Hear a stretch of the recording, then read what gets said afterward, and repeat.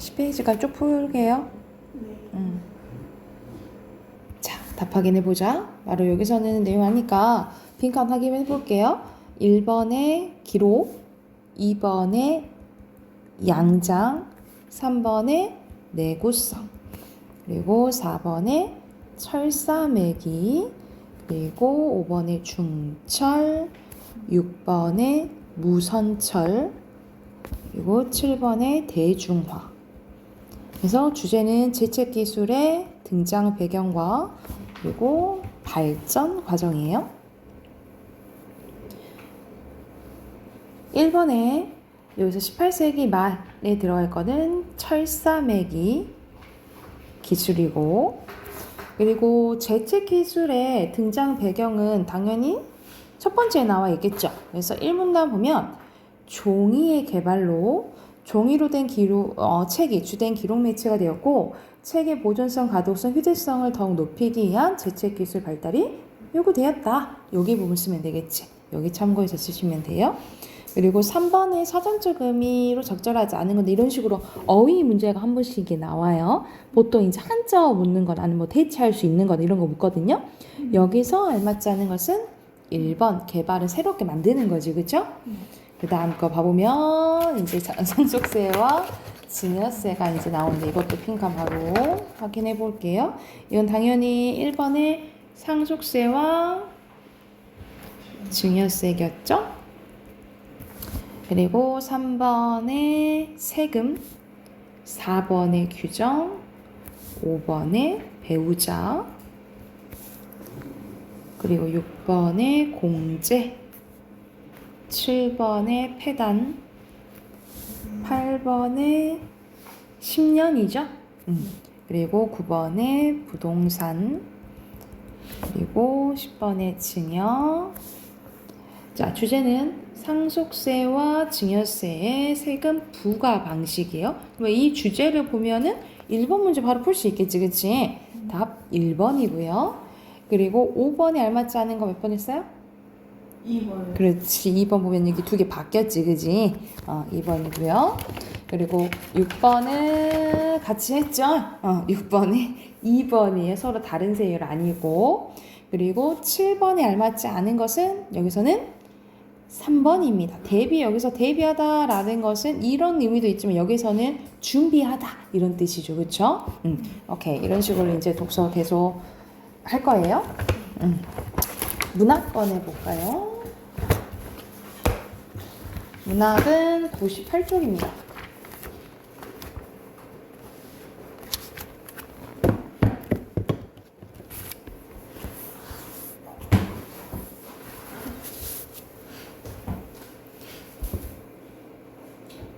자, 여기서는 98쪽이에요.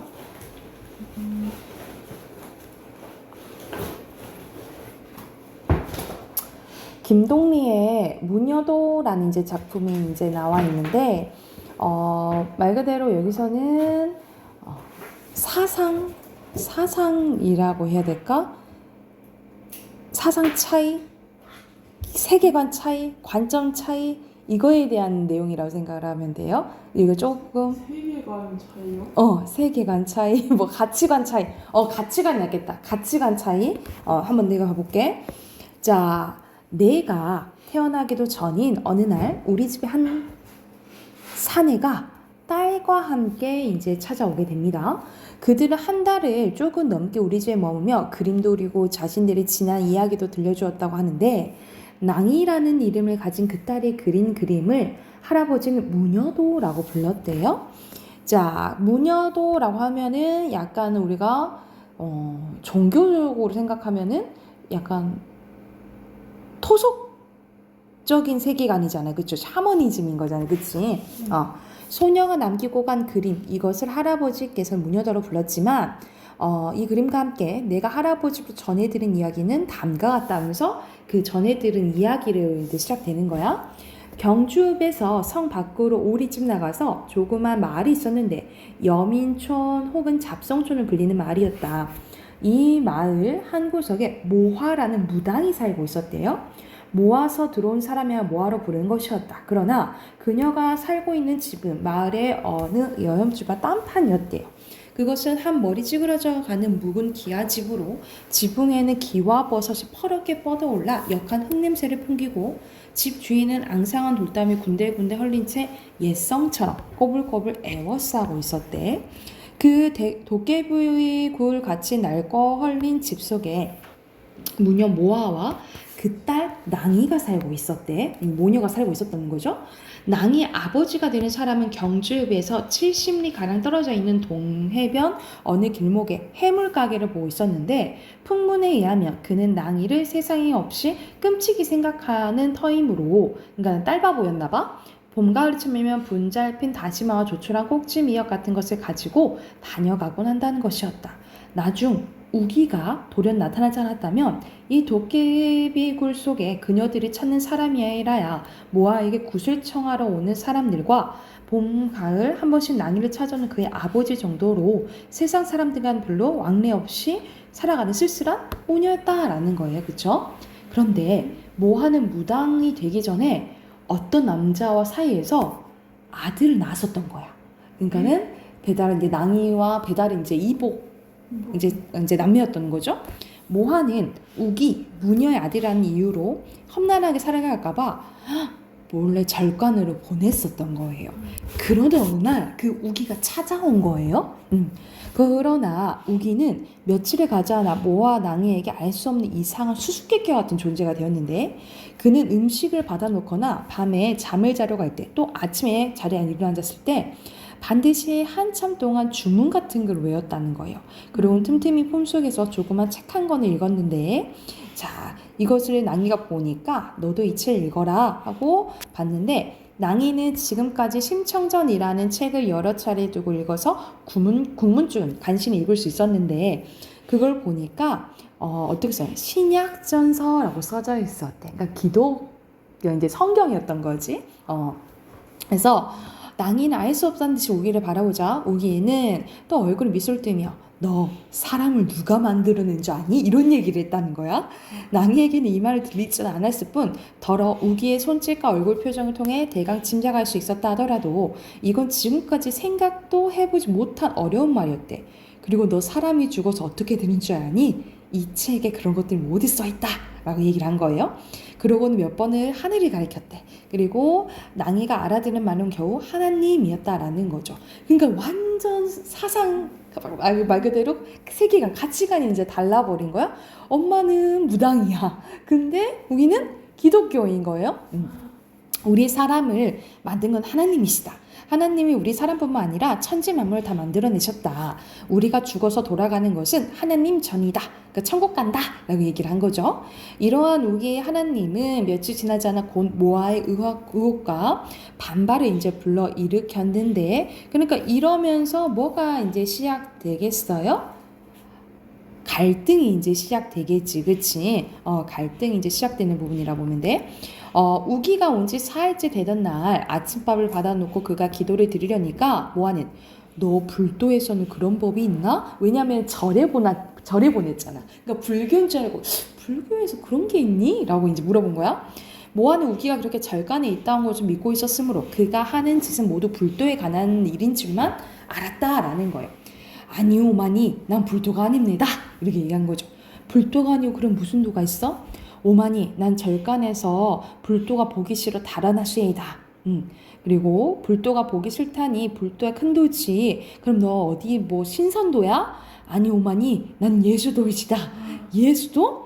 북선 지방에선 예수교랍니다. 난 새로 난 교지쇼. 그러면 동학당이구나. 아니 오마니 난 동학당이 아닙니다. 동학도 아닌 거지, 그치? 나는 예수교시다. 그럼 예수동 가운데서 밥 먹을 때 눈 감고 주문을 해나? 오마니 그건 주문이 아니다. 하나님 앞 전에 기도드리는 겁니다. 하나님 앞에 네 하나님께서 우리 사람을 내셨으니까 야, 넌 잡기가 들렸구나 하면서 이제 아무래도 엄마 입장에서는 너 지금 좀 정신이 나간 것 같아 이렇게 생각을 한 거지. 이런 식으로 이제 갈등이 부분이라고 보시면 돼요. 그래서 여기서는 이제 토속적인 세계관이랑 이 기독교적인 세계관이랑 이제 대립되는 부분이라고 보시면 돼요. 그래서 이 주인공 나가 할아버지한테서 이제 들은 이야기를 전해 들은 이야기라고 생각을 하면 돼. 자, 그러면 옆에 세 문제 있죠? 그러면 세 문제 한번 바로 풀어보고 답 확인해 볼게.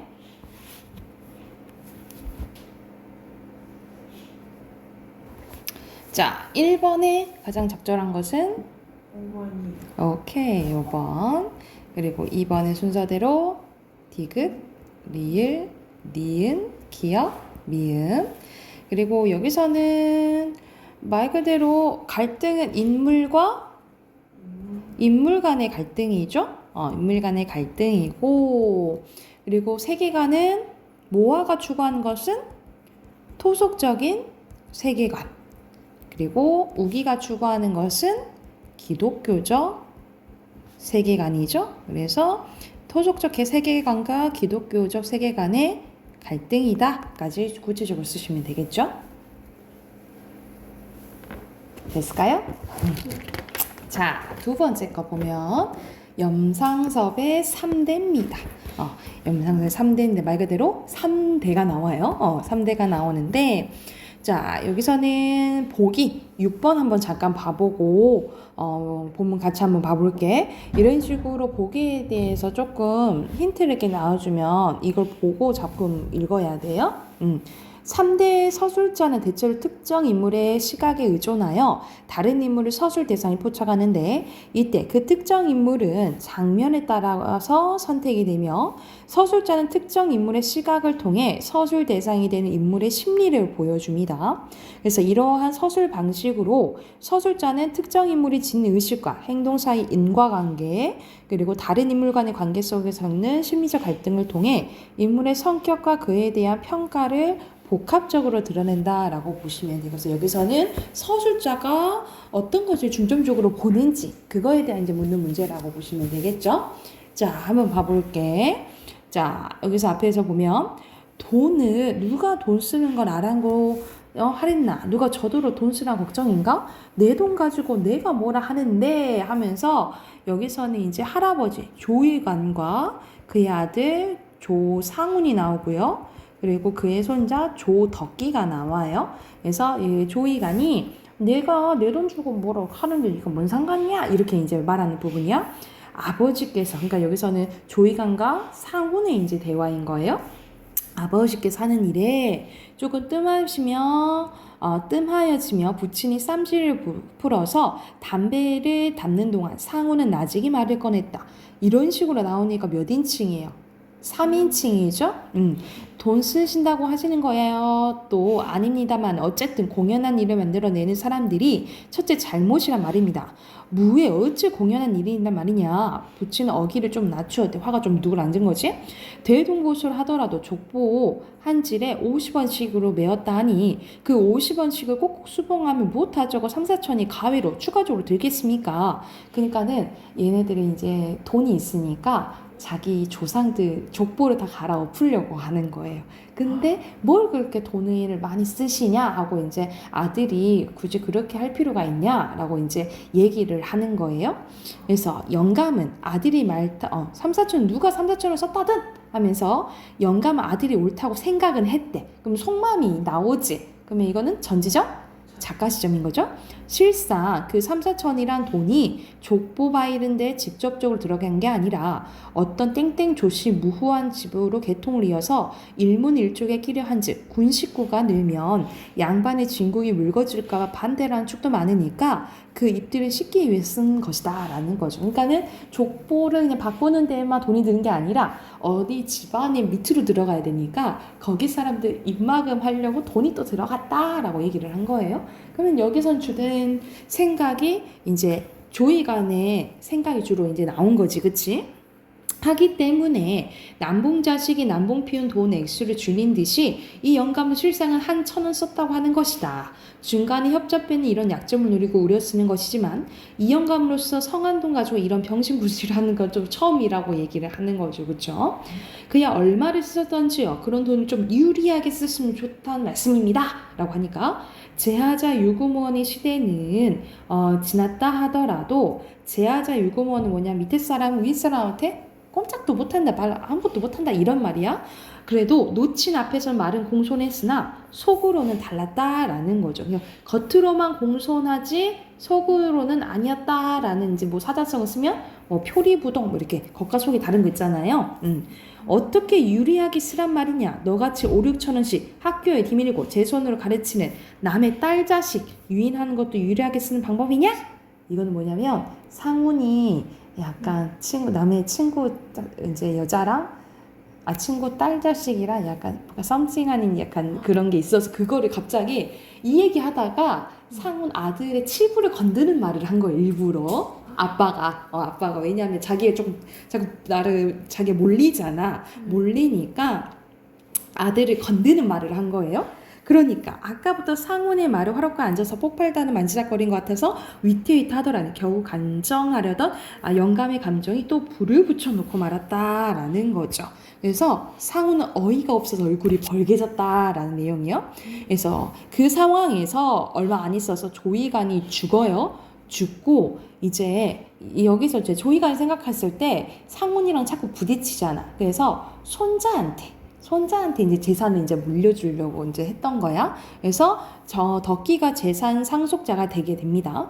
조이가는 유산 목록에 정미소가 없다라는 것을 안 상우는 정미소를 차지하려고 해요. 정미소 아마 쌀과 관련된 거. 한편 상우는 세간값을 적은 종이들을 덕기에게 보내 값을 치르라고 합니다. 뭐 이거 관련된 거 네 값을 치러라라고 이제 아들한테 얘기한 거지. 그래서 이제 상훈과 덕기의 이제 대화가 나오는 거야. 어젠 그건 봤니? 부친이, 여기선 부친은 이제 상훈이겠죠? 비로소 말을 붙이나 아들은 다음 말을 기다리고 가만히 앉아있다. 치를 수 없거든 거기 두고 가거라. 역정스러운 목소리나 여자 손들이 많은데 구차스럽게 세간값으로 부자 충돌을 하는 곳을 보이기 싫기 때문에 아들의 입을 미리 막으려고 하는 것이다. 안 치러드린다는 것은 아닙니다마는 덕기는 너무 오래 잠자고 있을 수 없어서 말부리만 따고 또 가만히 고개를 떨어뜨리고 앉았다. 그러나 복통이 터져서 속은 끓었다. 속에 있는 말이나 시원스럽게 하고 싶으나 부친 앞에서 더구나 종인 광자 중에서는 그럴 수 없었다라는 거죠.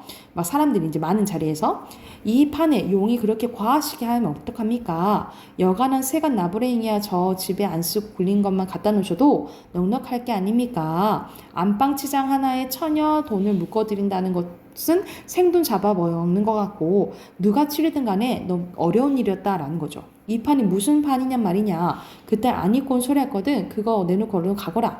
안 쓰고 굴리는 세간 너나 쓰려. 그러니까 영감은 자식이라 좀 점해서 그런지 화만 버럭버럭 내고 후령이다. 할아버지께서 산소에 돈 쓴다고 반대하시던 걸로 생각하기로 뭐 어째? 놀들을 먹여 살리라니 걱정 마라. 안 입고 낀 네가 총차리냐? 그런 정미소 장보 있다라도 내게 보내라. 그러니까는 진짜 얘가 상훈이 차지할 건 이거밖에 없잖아. 그치? 이걸로 무엇이든지 지금 다 돈을 얻어내려고 이제 하는 상황이라고 생각을 하면 돼요. 부친은 이 말을 하려고 트집 받는 것이다. 정미소가 아니라 모두 내놓으시라고 못 드릴 것은 아니다마는 늘 이렇게 하시면 어디 드릴 수 있겠습니까? 그러니까는 덕기도 이제 불만을 이제 얘기를 하는 거예요. 드릴 수 있고 없고 간에 내 건 내가 찾는 게 아니냐? 왜 그렇게 말씀하세요? 제가 두시면 어디 갑니까? 이놈 불안당 같은 소리를 하는구나. 돈천 못 되는 거 치러줄 수밖에 없는 놈이 뭘 어째? 부치는 신경질이 일어난지 벼랑과 달려들더니 주먹으로 뺨을 갈리는 것을 덕기에 벌떡 일어선지니까 주먹으로 어깨를 맞았대요. 그러니까는 이제 돈 때문에 아들이랑 이제 사이가 이렇게 되는 거지. 자, 병적인지 벌써 망령인지 모르겠으나 점점 흥분하게 해서는 안 되겠다고 마루로 피해 나와 버렸다. 그러나 금시에 정이 떨어진 것 같고 여기서는 이제 누구의 덕기의 이제 마음이 나오는 거죠.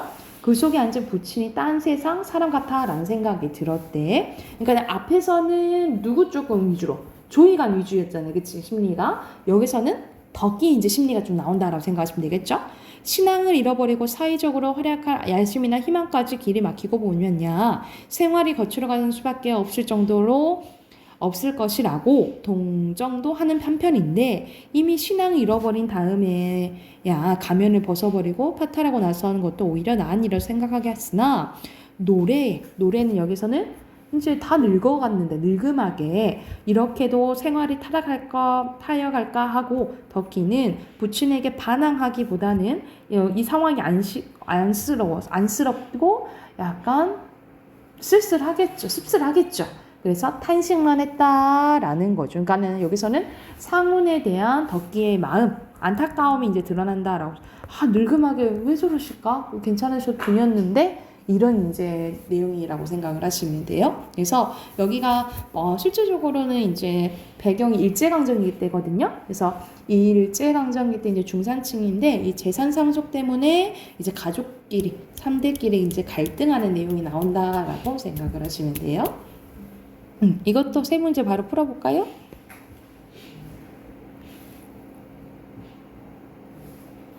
자, 4번에 알맞지 않은 것은 여기서는 1번이죠. 조금 유리한 데 써라. 이런 얘기를 했었지, 그치? 그리고 5번에 적절하지 않은 것은 3번, 그렇죠. 다들 모르는 게 아니고 6번에 여기서는 적절한 거예요? 네, 적절한 거예요. 3번? 여기서는 상훈을 낮게 평가해요? 낮게 평가하는 건 아니에요. 그러면 약간 안타까운 거죠. 또 이렇게 된 게. 5번? 5번입니다. 5번이에요.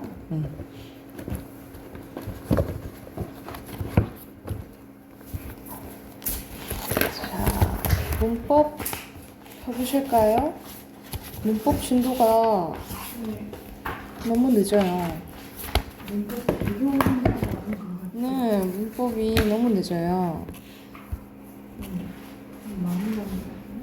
50페이지예요? 네. 자, 여기서는 품사. 품사 가장 기본인 거를 조금 더 자세히 한다라고 생각하시면 되고, 자, 품사는 우리가 단어가 엄청 많은데 그걸 문법수 성질에 따라 나누는 갈래라 생각하시면 되겠죠? 그래서 나누는 갈래, 나누려면 기준이 있어야겠지, 그치? 기준이 몇 가지? 3가지. 형태, 기능, 의미예요. 형태로 나눴을 때 2가지예요. 형태가 변하면 가변어, 변하지 않으면 불변어. 기능은 한 역할에 따라 5가지로 나뉘어져요. 그래서 언어로 끝나는데 가변어의 용언, 그리고 불변어의 체언, 수식언, 관계언이 있어요. 그리고 의미로 나눴을 때 우리가 알고 있는 구품사입니다. 그래서 용언의 동사, 형용사, 체언의 명사, 대명, 수사, 수식언의 관형사, 부사, 관계언의 조사, 독립언의 감탄사. 이렇게 9가지예요. 자, 그런데 예외적으로 여기 서술격 조사 이다가 보이지, 그지? 이 서술격 조사 이다는 말 그대로 조사야. 조사거든요. 그러면 당연히 조사에 속해요. 조사에 속하지만 얘는 유일하게 형태가 변한다라는 거예요. 예를 들어서 연정이는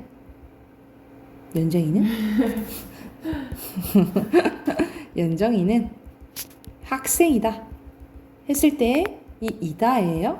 그러면 학생이구나, 학생이지, 이런 식으로 변한다 이 말이야. 근데 여기서 체언이 붙잖아요. 조사의 역할이 커서 조사긴 조사인데, 자, 얘는 형태의 변화는 유일하게 뭐다? 가변하다, 불변하고 가변하다. 요 기억을 해두시면 돼요. 자, 빨리 밑에 보면은, 자, 체언에부터 나오네, 그치? 체언은 말 그대로 몸체, 점점 중요한 역할을 하는 거예요. 그래서 문장에서 주목보 역할을 하는데 종류가 3가지가 있습니다. 명사, 대명사, 수사 이렇게 있는데, 자, 명사는 종류가 사용 범위에 따라 고유명사, 보통명사로 나뉘어져요. 고유명사는 한 개 있는 거야, 유일한 거. 연정이, 넌 유일한 존재잖아, 그치? 고유명사인 거야. 근데 그 이름이 여러 가지일 수 있는 거지, 그치? 그래서 대표적인 게 뭐 서울, 이순신 하나잖아요, 그쵸? 그리고 보통 명사는 두루 쓰이는 거. 산, 사람, 고양이, 여기서는 연필, 펜, 이런 것들이게 되겠지, 그쵸? 그리고 혼자 쓸 수 있으면 자리명사, 혼자 쓸 수 없으면 의존명사인데, 의존명사의 옆에 예시 한번 봐보자. 자, 형식성 의존명사는 겉줄체 만큼, 다른 만큼, 이런 걸 보시면 되는데, 예를 들어서, 할 수 있다, 라는 게 있으면, 우리가 수 있다, 이렇게는 안 쓰잖아. 앞에 수식하는 말들이 있어야 되겠지, 그치? 이게 의존명사라고 보시면 돼요. 명사 역할을 하는데 혼자 쓸 수는 없고 앞에 수식하는 말이 있어야 된다라고 보면 돼. 예를 들어서 만큼, 아는 만큼 얘기해, 이럴 때 쓴다라고 보시면 돼요. 그리고 우리 단위명사 있죠? 개명, 자루 이런 것도 다 의존명사라고 보시면 돼요. 그래서 얘는 명사잖아. 그러니까 앞말과 다 어떻게 써야겠니? 띄었어야 된다라고 보시면 돼요. 그래서 한 명, 여기 띄었어야겠지. 왜냐면 단어니까 앞말과 띄었어야 된다라고 보시면 돼요. 이해됐을까요? 자, 그리고 대명사입니다. 대명사를 인칭 대명사, 지시 대명사로 나뉘어지는데 인칭은 사람 관련된 거죠. 그래서 1인칭, 2인칭, 3인칭. 그리고 제기칭은 영어 했을 때 많이 했지. myself, self 하잖아요. 그래서 앞에 있는 것을 다시 쓸 때, 앞에 있는 주어를 다시 쓸 때 저, 자기, 당신. 그러니까 할아버지께서는, 할아버지가 주어야. 할아버지께서는 높일 때, 당신께서 친히 들어오셨다. 이런 식으로 쓸 때, 앞에 있는 주어를 다시 쓸 때 제기칭을 쓰고요. 그리고 미지칭은, 이거 미지칭이랑 부정칭이 헷갈리면 안 돼요. 미지칭은 모르는 대상을 가리키는 거야. 그래서 너 누구야? 했을 때 모를 때잖아. 그 누구가 미지칭 대명사라고 생각하시면 돼요. 근데 부정칭은 정해지지 않는 거라고 보시면 돼요. 누가 들어갈 수 있어? 라고 했을 때는 아무나 했을 때, 정해지지 않을 때, 이럴 때는 부정칭인 거예요.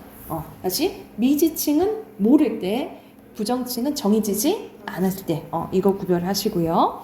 그 지시는 그저 생각하시면 되겠죠. 가리키는 거예요. 이것, 그것, 저것 이라고 생각하시면 되고, 수사는 양을 나타내면 양수사, 순서를 나타내면 서수사예요.